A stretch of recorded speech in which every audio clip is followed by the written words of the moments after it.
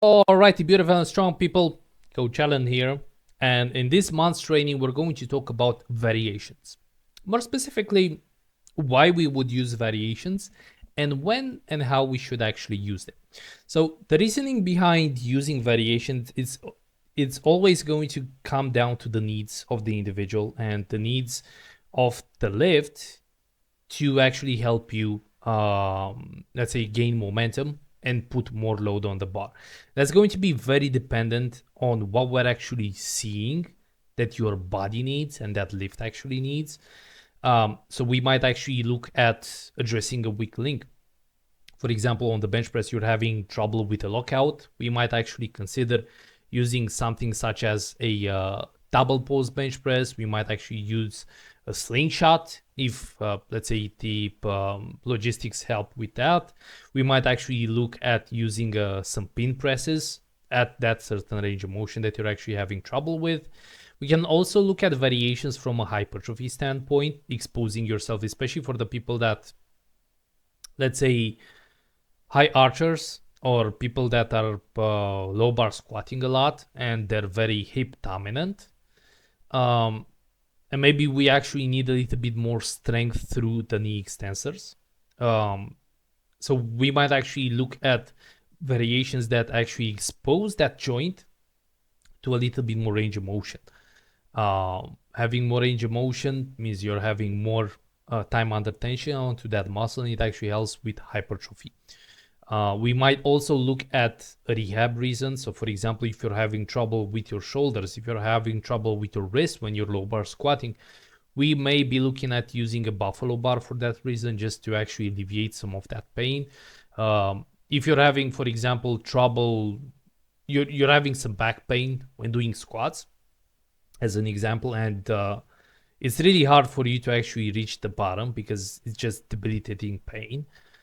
Using something like a box squat, using something like a let's say a limiting a range of motion limiting method of squatting, such as the pin presses, do help you expose yourself to the movement and to the higher intensity threshold without having to actually cause you the debilitating pain. Also, we might actually use variations for fatigue management. So if we're not really built for a certain movement, for example, we might have to pivot things around and pretty much the volume requirements, find them through different variations and accessories. So for example, if you're just not built to squat and your low back always gets beat up, we can actually implement some variations such as the SSB, such as the front squat, to actually build that let's say volume and that volume tolerance in a more load limiting manner. We can also use variations to actually teach movement. So especially the tempo work is a great tool to actually teach movement. If you're having trouble, for example, finding the right bar path on the bench press, doing the tempo work with all that time under tension helps you to actually control the weight and control the stroke of the movement. Doing it on a squat, for example, if you're not sure about the stance, also helps tremendously with that. We can use variations to reinforce stability. So if we know we're a little bit all over the place when we're benching, implementing the long poses are absolutely phenomenal to actually reinforce stability. Tempo work in the same manner reinforces stability. Variations such as the SSB and the front squats for the squat is a great tool to actually reinforce stability. So all those are great tools to actually work on that. It also helps us, the variations also helps us avoid adapted resistance. If we only have competition style lifts, we're kind of getting to some diminishing returns rather quick. Again, that really comes down to the fatigue management, that comes down to the way we're actually implementing the progressions. But the more you're actually doing something and you're doing for a longer period of time, the more diminishing returns we kind of get out of that.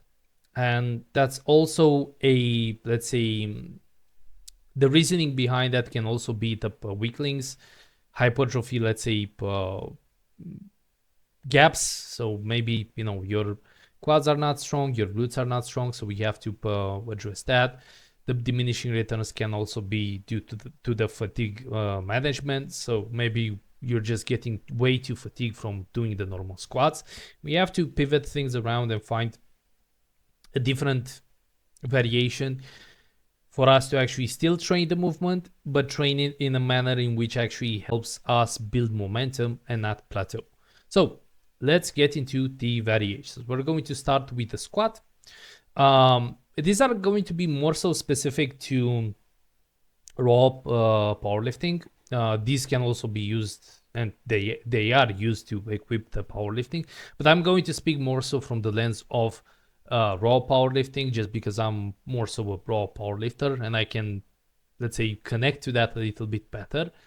But these principles and these points are also very valuable to the equip side of things. It's just that the equip side of things has a, let's say, another layer of complexity onto those, because you're actually having the equipment. Okay, so on the squat, we might actually look at a tempo, a pause, a front, SSBs, buffalo, pin or Anderson, banded or chain, and even box squats. So let's start off with the tempo squat. It's a great tool to teach the movement. Okay, so if you're having trouble with the stance, with the knee drive, with the control of your center of mass, you're feeling like you're going a little bit too forward or backwards, you're not finding that balance, tempo squat can be a great tool to actually teach the movement. If you're doing barefoot, it's an excellent way to actually learn the foot mechanics and practice the foot mechanics.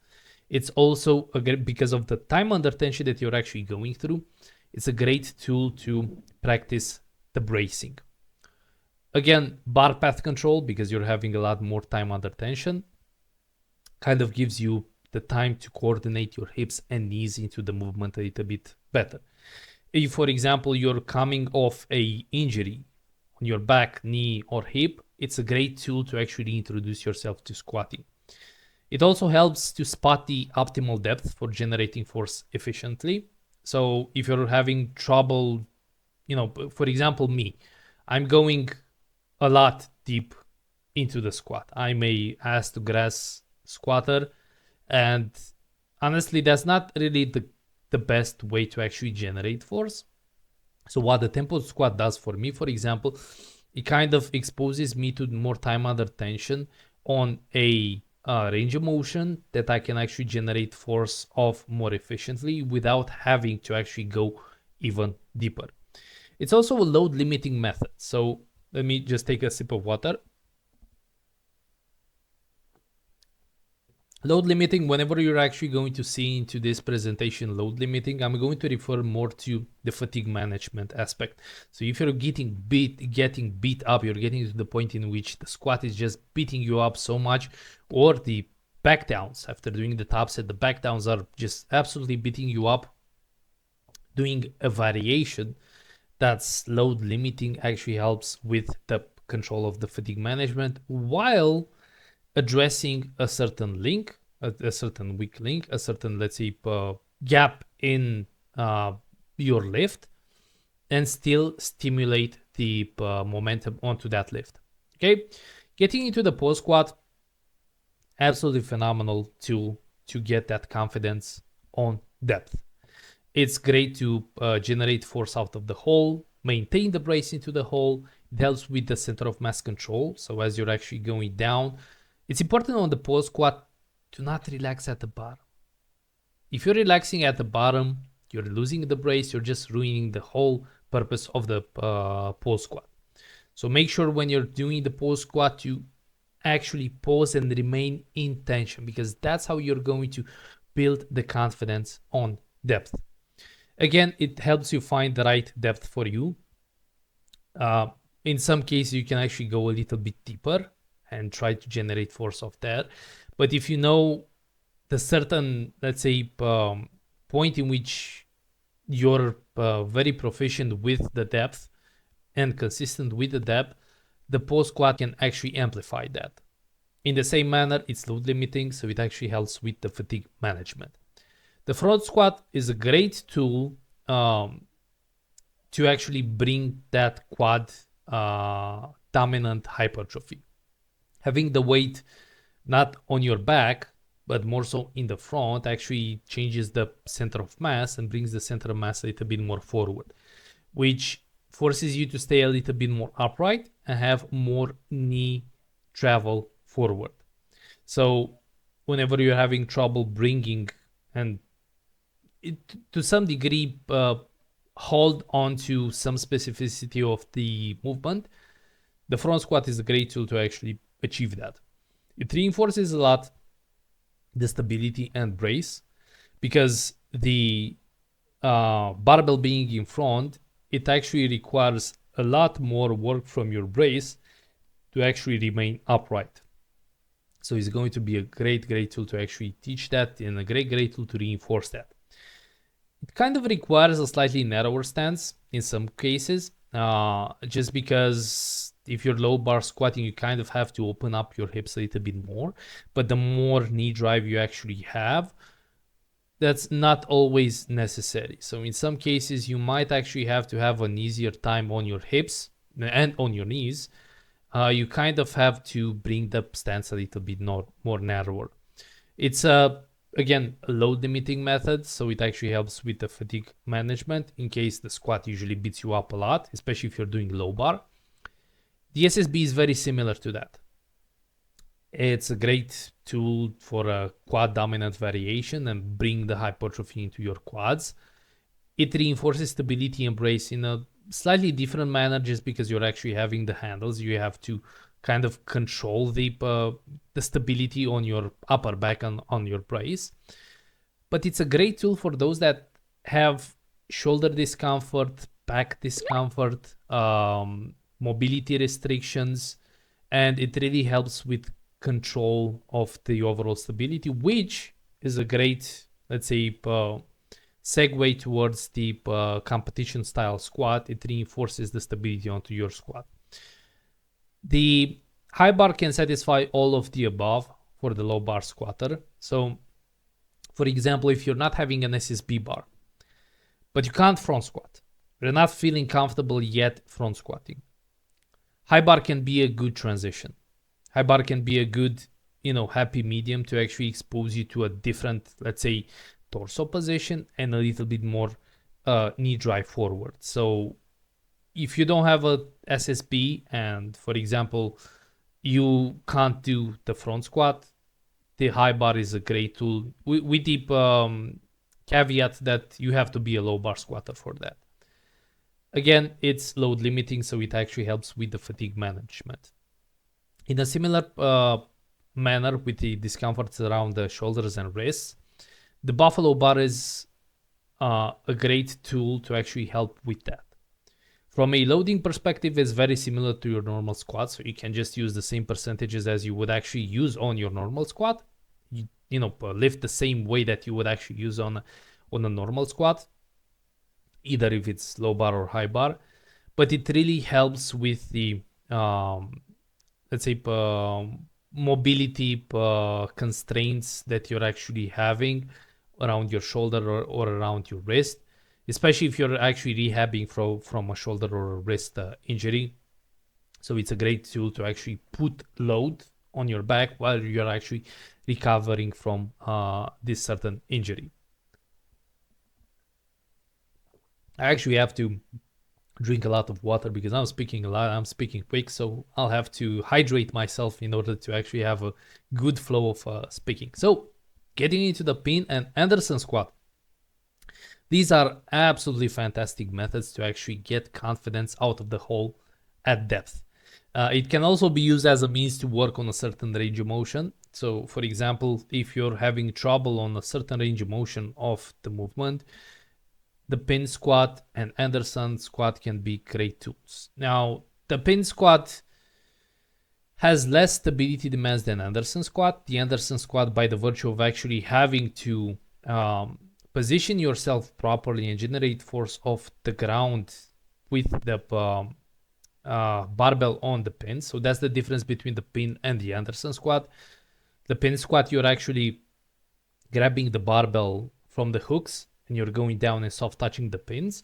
Anderson squat actually starts with the barbell off the pins and you're lifting yourself up. So you have to be in a good position from the start. So that requires a lot of stability demands, and it reinforces the overall setup into the squat at the depth, or at the bottom.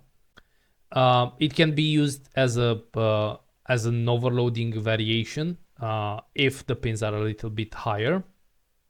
And in case you're actually having trouble, you're having some back pain, you're having some discomfort, and you're finding that it's horrible when you're actually reaching depth. So the back pain is just killing you at depth. Putting the pins a little bit higher over the depth, or the point in which it actually is painful, it helps you to expose yourself to a certain range of motion, to that, let's say, part of the movement that isn't really painful, and still work through the squat, still put loads, still have the intensity exposure in there, and together with the tempo squat to actually introduce yourself to depth can be a great tool to actually rehab after let's say a back injury. The banded and chain squat, this is going to be very similar to all the lifts. So if you're finding the banded and chained squat, the banded and chained bench press and deadlift, these are very similar. Okay, so all of these are great for overloading work, especially at certain ranges of motion towards the lockout. Using the reverse band is an overall overloading work, so you can put a lot more load on the a reverse band setup. It reinforces good position and brace, and the center of mass control through the stability bands, because you're exposing your body to a lot more load, and especially if you're doing not a reverse band but just a normal banded or chained execution, you're going to find that the pull of the band, or the pull of the let's say weight of the chains, puts a lot more stability demands on you. In the case of the reverse band, it's going to put a lot of stability demands just by the virtue of actually exposing yourself to a lot more loads that you can actually tolerate doing the normal execution. So these are going to be very similar on the bench press and on the deadlift. The box squat is a great tool to get the confidence at depth, but just as the pause squat, it's important not to relax at the bottom. If you're relaxing at the bottom, you're just getting, you're not getting any kind of benefit from the box squat. So it's very important to actually make sure that you're remaining in tension, you're not relaxing on the box. It reinforces consistent depth because you always have to touch the box. Can also be used as an overloading variation. And in the case of a wider stance, if you're doing the box squat a little bit wider, it can actually serve as a great variation for the sumo pullers generating leg drive off the ground. So, if you're taking, and your hips can actually tolerate that, and you're taking a stance that you would actually have on the deadlift, that's a really good tool to actually train that leg drive off the ground. Getting into the bench press, and I'm going to have another sip of water. All right, guys. So with the bench press, you're going to find some, let's say, more or less similar variations. We have the tempo, we have the paused option, close grip bench press, and wide grip. The buffalo, Larson and Feed Up, we're going to find out that there are a few, let's say, differences between those two, although they're very similar. Pin press, banded or chained, slingshot, and boards. So getting into the tempo. Tempo is an absolutely phenomenal tool to actually practice the setup and leg drive. By the virtue of actually having all that time under tension on the lowering phase, you're having a lot of demands on holding tension. You can't relax in a tempo bench press. If you're relaxing on the tempo bench press, you're going to have a bad time. Your shoulders are not going to be happy. your overall elbows are not going to be happy. So tempo is a great tool to actually practice both of those and reinforce the tension into the setup. It also, because you're slowing down, it also reinforces a good bar path control. So as you're actually going down, you're getting more consistent bar path, more consistent, let's say, chest touches, with the point in which you're actually touching on the chest, is going to be a little bit more consistent. So it gives you a little bit more confidence going through that motion. So especially if you're using the tempo bench press as a means to actually prime your primary bench press. So for example, doing this like 1 day before or 2 days before doing your normal bench press, in case you have trouble with where your bar should land, tempo bench press can be a great tool to actually reinforce that and give you a little bit more confidence into where the bar should actually touch. Again, it's a load limiting variation because you can't really put too much load on it. So it really helps with the fatigue management from that perspective. The post bench press. Oh my God. For those of you that have been suffering, I've programmed you guys 5-second pause on the chest. You guys know you have no problem with the setup whatsoever. The setup is just looks too good and too stable just because of the pause. That's how good the long pause bench press can actually be. It reinforces, not good, I should actually change that to great setup and tension.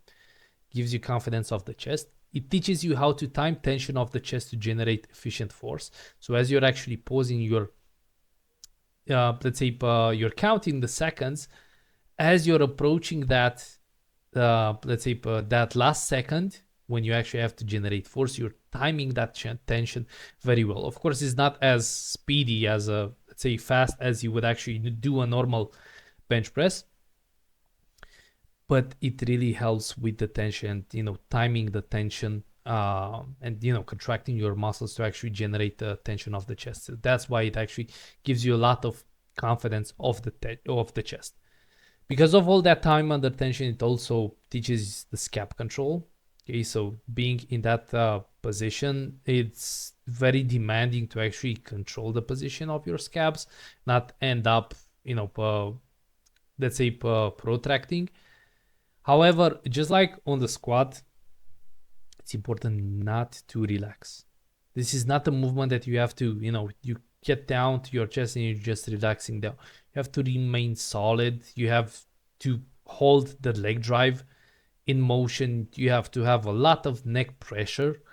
If you're relaxing, you're just losing the whole benefits of actually doing the post bench press. Again, it's load limiting, so it actually helps with the fatigue management from that perspective. Close grip bench press and the changes in grip is going to be very valuable for the people that have opposite, let's say, grips. So for example, close grip bench press can be a great tool for a wide grip comp bench presser, especially if you're a high archer. It exposes you to more range of motion, which is a great tool to actually also hypertrophy. It reinforces the connection and strength with your triceps just because you're actually having a little bit more elbow lock. Okay, so a little bit more elbow drive. In case you're having some trouble with flaring your elbows too much when you're doing a comp grip, it helps with the bar path control because you're tucking your elbows a little bit more, and it kind of teaches that control. It kind of guides your humerus better as you're actually progressing the close grip bench press. So you're exposing the stroke in a different position, which can actually help with that flaring of the elbows. And again, it's load limiting. Wide grip may not be very load limiting, just because if you're actually getting proficient with the wide grip on the long term as a close grip bench presser, you might actually have the opportunity to actually load a little bit more load. But in a similar fraction, it actually helps the opposite stance. So if you're a close gripper and you're having some trouble tucking your elbows a little bit too much, the wide grip can actually help guide the humerus a little bit better. It's also with the wide grip, it's also a little bit more demanding on the upper back. So it actually reinforces some upper back stability, which also helps very well your close grip bench press. They're all interconnected. If you're having upper back stability, you're also controlling the humerus a little bit better through the movement. So you're not going to tuck too much nor flare out your elbows too much. But it actually exposes different parts of the tissue and strengthens them, and all together actually builds a better overall, let's say, bench press setup. Getting into the buffalo bar, it's very similar to what we actually do on the it's actually not similar, excuse me. It exposes you to more range of motion. So especially for the high archers, this is a great tool that you can actually use. It's a bit more demanding from a stability standpoint on your upper back, just because you're actually reaching onto more range of motion. It also helps with confidence of the chest, just because you're actually building strength through a more range of motion, let's say, stroke. So that's really helping your confidence of the chest, because you've been training through more range of motion, and it actually helps with that quite a lot. Now, the differences between the Larsen and the Fit Up, we're going to find out that are very dependent on the stability component. So both of them actually expose the bench press in a less stable position. The difference is the Larsen press is a position that actually demands a little bit more upper back stability compared to the Fit Up. With the Larsen press having your feet in front, you actually have to balance your body a little bit more compared to the Fit Up, in which you're just having the feet on the bench, and it doesn't really it does have a little bit less stability than the normal bench press, but not in the same manner as the Larsen. Okay, so it actually reinforces the upper back stability and connection with your lats. You can, on the Larsen press, just because you're having the legs in front, or you can just go diagonal, can hold onto a degree of arch, making it a little bit more specific to your comp setup. So especially if you're having, let's say, pain when doing the Fit Up, and your your shoulder doesn't really feel too good on that range of motion, this one exposes you to less range of motion as the Fit Up, because you're still holding on to that arch. So it's a happy medium. If you want to transition towards the Fit Up, you can actually start with Larsen press for a couple of weeks, and after that get into the Fit Up. It's a great confidence builder of your chest. Again, it's load limiting, and again, it's a little bit more specific to the bench press. The Fit Up, however, just like the Larsen press, it just removes the leg drive from the equation, but it gets you into a significantly higher range of motion, just because you're actually flattening out your lumbar spine much more pronounced than you would actually do on your Larsen press. It's a great tool for hypertrophy, just because you're going through a lot more range of motion than you usually do on your normal bench press. Again, it has less stability demands than the Larsen press, but it pretty much, has the same objective of actually giving you that confidence of the chest. Again, load limiting helps with the fatigue management, because you can't really put too much load onto this one. It does, to some degree, have a little bit of leg drive, just because you're actually having the connection with your feet onto the ground. So you can actually use a little bit more load on the Fit Up, I've actually found out, compared to the Larsen press. Although with the Fit Up, you're actually having a little bit more, let's say, range of motion. Being a little bit more stacked actually allows for a little bit more stability, which actually helps with a little bit more strength. Again, this is just from what I've actually noticed. I'm just feeling Like I can generate a lot more force through the feed up than with the Larsen press. With the pin press, it's a great tool for overloading works. If the pins are placed near or over midway of the movement, it can reinforce the lockout. If the pins are placed under midway or near the chest, it can actually reinforce strength of the chest. Now, a very important thing on the pin press is if you're starting with the pin press, you have to be very, very aware of the tension that you're actually building onto your upper back and over the overall setup, because it's very similar to the deadlift. You're not lifting the barbell off your chest like you would on a normal bench press. You would actually lift it off the safeties of the pins.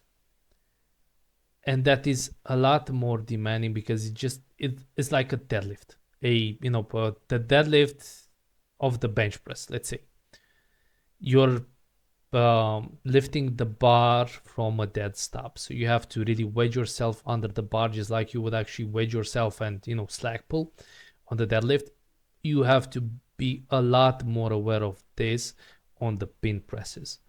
So it's a great tool to actually reinforce the setup tension and the wedge,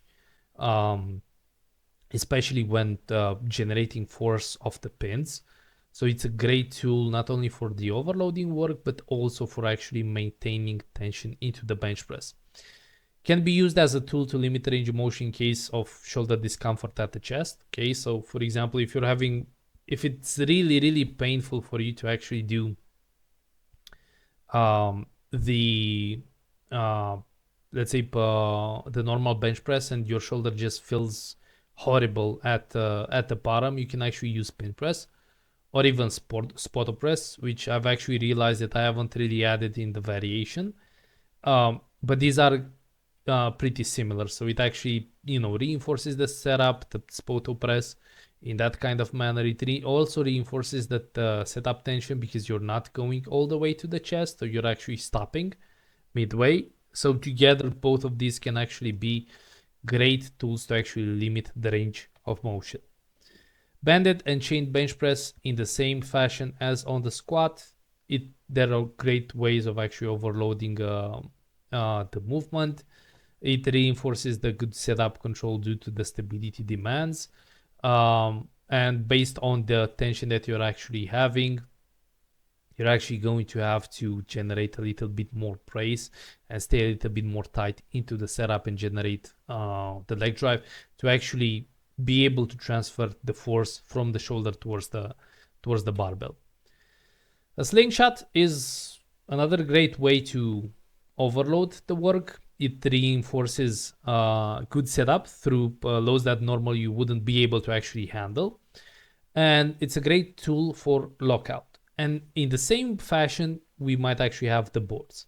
The difference between these two, with the slingshot, you're actually getting a lot of momentum off your chest, while with the boards work, you actually have to stop the momentum. You actually have to pretty much, time the momentum from touching the board to actually lifting it up. So board work requires a little bit more stability and a little bit more coordination compared to the slingshot. With the slingshot, once you're actually getting the hang of the positions, with the material, okay, so as the material actually stretches, you're having an easier time. But both of these are great tools for overloading work. And getting into the deadlift, I'm gonna get another sip of water. And we have a pose deadlift, tempo deadlift, deficit deadlift, block deadlifts, RDLs, and banded and chain deadlift. So starting off with the pose deadlift, fantastic tool to actually learn the wedge and the slack pull in the anticipation of the pause, because you can't, the weight is going to hit a lot harder and you're going to, have to stumble forward if you're not actually slack pulling. So it's a great way to actually teach the wedge and the slack pull. It reinforces good leg drive off the ground, because after you are actually slack pulling, you have to generate force off the ground in the anticipation of the pause. It teaches the optimal position through more time under tension of the floor.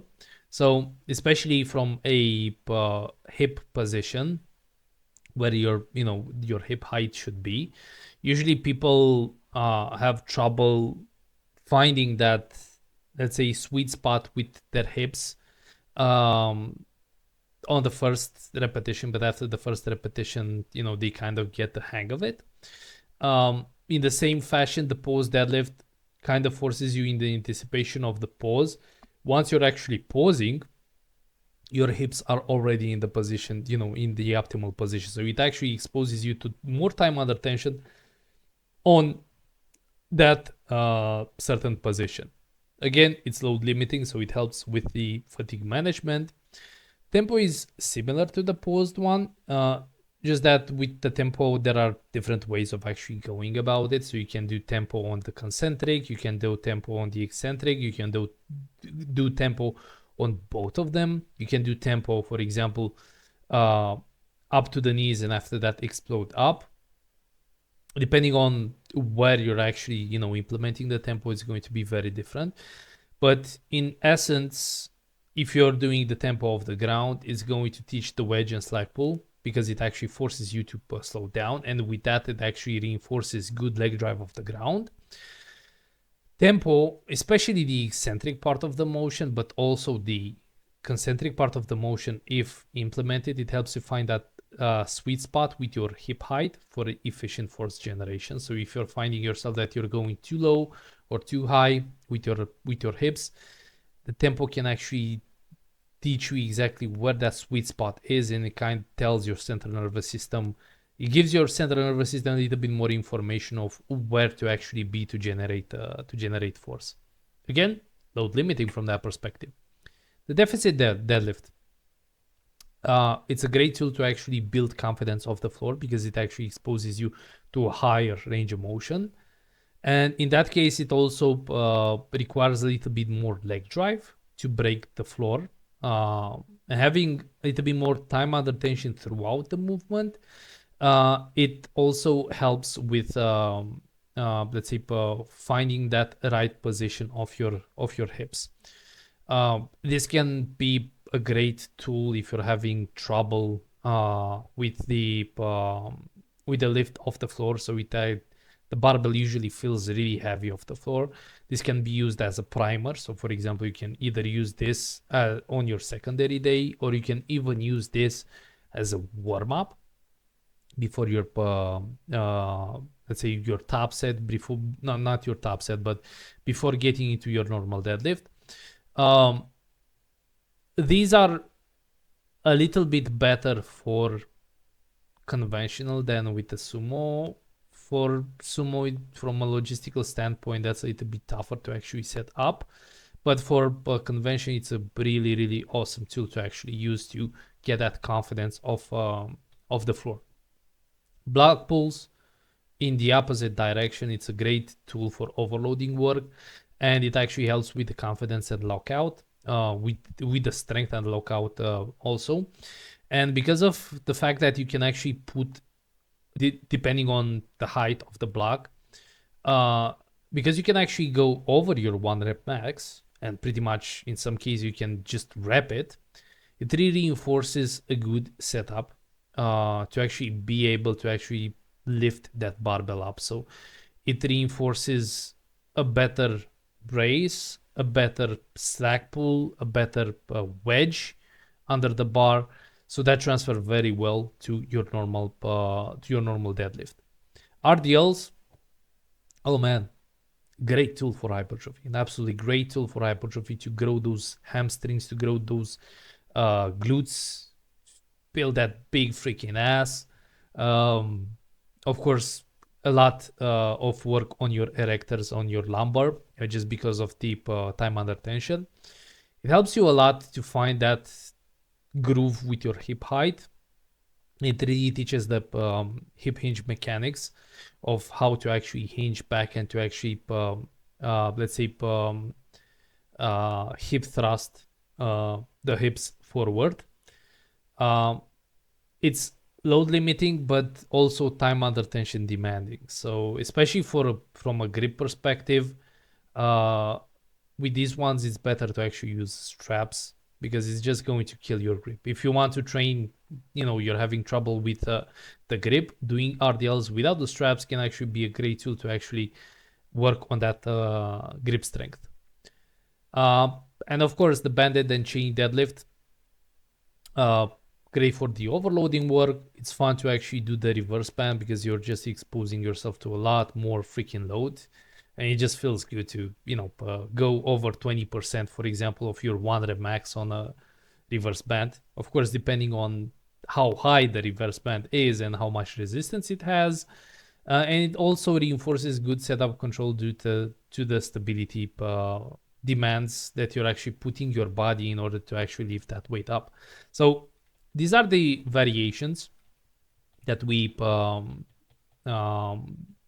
went through. As I said, it really comes down to the needs analysis of your lift. Okay, so if we're seeing that where you're having a certain gap, and it usually shows up on, let's say, higher loads when attempting to actually lift higher loads. Even at lower loads, sometimes we might actually find some, let's say, unproductive habits, and that gives us the information of, okay, that's a good way to address that weak link through the variations. But it's very important, especially for us as coaches, to have those videos and get as many angles as possible filmed. Okay, because from one particular angle everything might actually look fine, but if we turn the angle, for example, on a spotter's angle into a bench press, we might actually see a little bit more protraction than we want, or we might actually see a little bit more flare than we actually want. We might actually see an uneven position of your shoulders, for example. So this is a good segue to remind you guys of how important it is to record your videos and record as many let's say angles as possible, because that's also a great tool for you to actually assess your technique throughout the workout, and not only rely on the technique feedback that we actually offer. You have the opportunity when you're recording yourself, you have the opportunity to actually spot and see, oh, look, I haven't really had a good leg drive. So the next set, you're going to be a little bit more aware of the leg drive and implement a better leg drive. Oh, it looks like I haven't really, created that bend to the bar on the deadlift. I haven't slack pulled. So you're going to be more aware of that when you're actually getting into the next set or your top set or your next back off set. So the more consistent you are with recording yourself and getting more angles, not only for us coaches to actually help you on this powerlifting journey, but also for yourself to actually spot exactly the opportunities that you can actually you can actually implement into your training. And you can also come with ideas towards your coach. Hey, it feels like I'm not feeling comfortable with this movement. How about we actually try this kind of variation? We're always open to, let's say, suggestions from you on how you're actually feeling, because we can take a look at the video and from a technique standpoint just have some analysis and give you some cues and points to actually consider. But for example, if you're feeling something that on the video it doesn't really show up, this kind of feedback can be very valuable. So if you guys have any questions regarding the variations and why we're actually using variations in your program, feel free to message your coach. Feel free to ask your coach what's the reasoning behind that, because that's also going to be very helpful for you to actually understand the processes that we're actually putting you through, and having the right intention to actually go through those variations will really help you tremendously on the long term onto your powerlifting career. So I hope this has been clear. This has been a good time. I'm not sure how long this is going to be, but I'm pretty confident it's going to be a long one. So if you've gotten some takeaways from it, I'm going to put this into a Google Sheet, a Google Drive, so you can actually download it yourself and just go through that. And I'll see you next time. Have a good one.